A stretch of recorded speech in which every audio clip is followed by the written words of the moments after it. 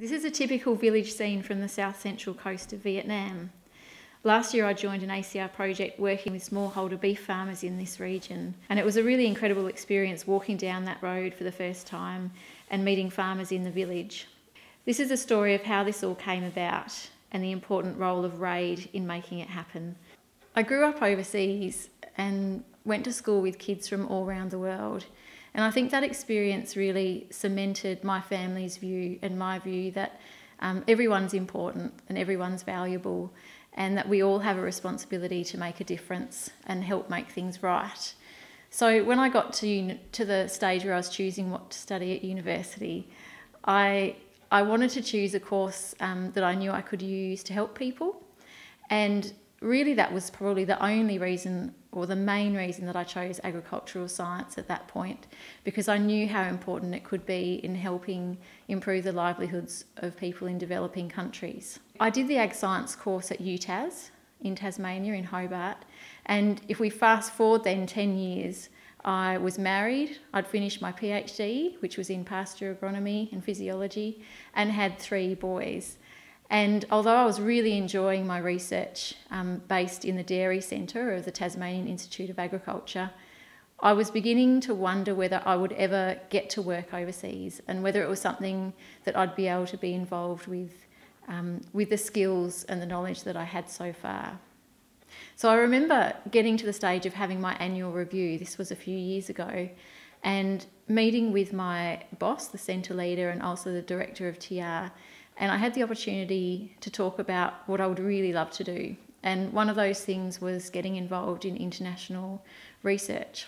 They really encouraged me to be proactive, and that meant talking to other people in our institute who were based at other locations about the projects, a lot of them ACR projects that were happening. That was a bit of a turning point, I guess, for me, because I realised that although I didn't really have any experience in international development research so far, part of a step of moving in that direction was talking to the people who had experience and finding out whether there were any projects that I could become involved with.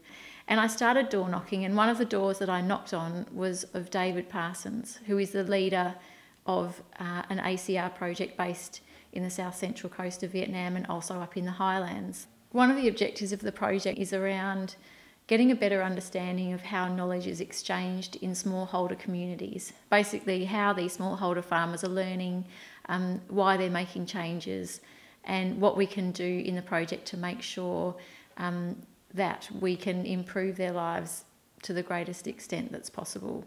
So that was a really good fit for me to be involved in that part of the project. And David, along with Rowan Smith, who's the manager of this ACR project, they're also RAID team members, so on the group that help head up RAID. And part of RAID's mandate, I guess, is to support and encourage young researchers who are looking to get involved in international research for development. So they were especially encouraging for me to find a way to be involved in their project, which I was really thankful for. But I'd like to tell you a bit more about the project I'm involved with now. The project aims to develop profitable and productive smallholder beef farmers in central Vietnam. And there are 3 objectives. The first objective is around improving the cow and calf nutrition in these smallholder beef communities. So that involves technical research and some experimental research. The second objective involves market value chain research that basically aims to connect these farmers into markets in a really effective and efficient way, because the market is changing so much due to Vietnam developing so rapidly. And the third objective involves social research to understand how knowledge is exchanged in these communities. If you're not feeling confident about what you know at the moment, be encouraged that it's okay to still be learning, and that through these projects it's a great way to learn while we're working on the project and while we're doing the research.